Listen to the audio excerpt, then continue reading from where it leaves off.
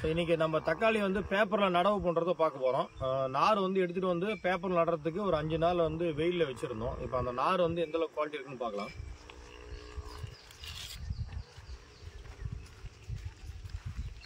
இதில் பாருங்கள், ரூட்டிங் வந்து நல்லாயிருக்கும்.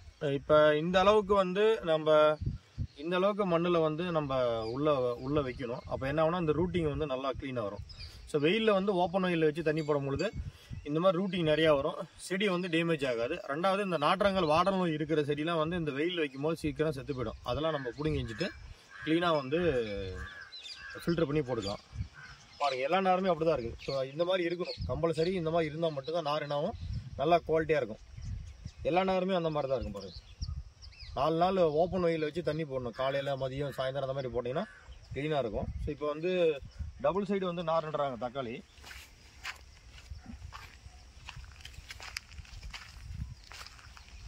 இப்போ நம்ம பேப்பரில் நடும்போது என்ன ஆகுன்னு கேட்டிங்கன்னா,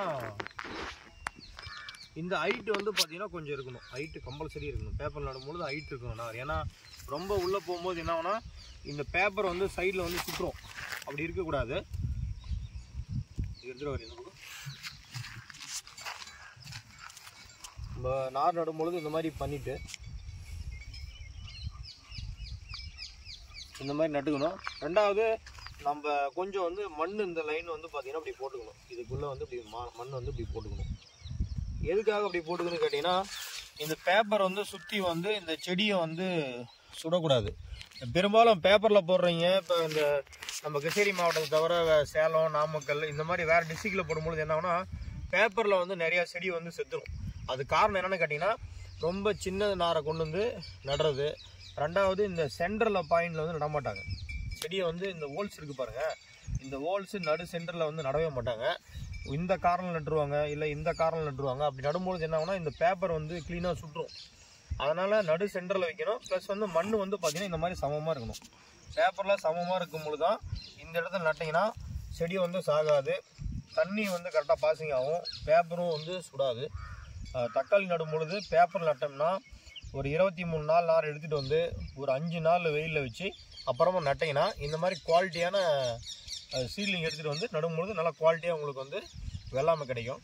ரெண்டாவது, இந்த நாற்றங்கால் நோய் வாடல் நோய் வராமல் இருக்கிறதுக்காக நம்ம என்ன பண்ணால், ட்ரைகோடெர்மா சூடோமோனஸ் வந்து பார்த்திங்கன்னா முன்னாடியே வந்து விட்டுட்டோம்.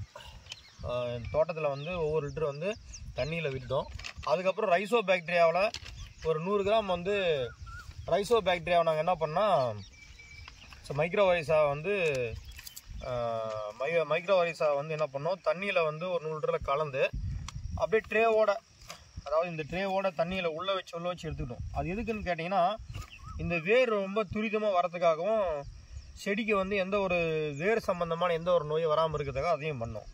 இந்த 3 விஷயத்தையும் நீங்கள் பண்ணி நடும்பொழுது நாரை வெயிலில் வைக்கணும், ட்ரைகோடெர்மா வந்து முன்னாடியே மண்ணில் விட்டுணும், அப்புறம் இந்த மைக்ரோவைரஸா வந்து தண்ணியில் டிப் பண்ணி நடணும். அப்படி இந்த 3 செய்யும் பொழுது நமக்கு நார் எதுவுமே சாகாது, குவாலிட்டியாக நமக்கு வந்துடும். இப்போ தக்காளி போட்டிருக்க விவசாயிங்க இதை செஞ்சு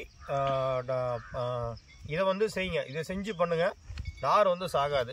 அதே மாதிரி இந்த மகசூலை பொறுத்தவரையும் வந்து பார்த்திங்கன்னா, ஒரு குழந்த ஃபஸ்ட்டு எப்படி வருதோ அதை பொறுத்து தான் வந்து பார்த்திங்கன்னா அது நல்லாவே வளரும். அது பிறக்கும் பொழுது இருந்து நம்ம எந்த மாதிரி அதை மெயின்டைன் பண்ணுறோம், அந்த தாய்ப்பால் கொடுத்து ஒவ்வொரு ஸ்டேஜுக்கு என்னென்ன கொடுத்து பண்ணுறோமோ அதை கரெக்டாக கொடுத்து பண்ணும்பொழுது நமக்கு நல்ல ஒரு ஹெல்த்தியான ஒரு வெள்ளாமை நம்ம எடுக்க முடியும். குழந்தைய மெயின்டைன் பண்ணுற மாதிரி தான் இந்த நாருங்களையும் நம்ம வந்து மெயின்டைன் பண்ணணும்.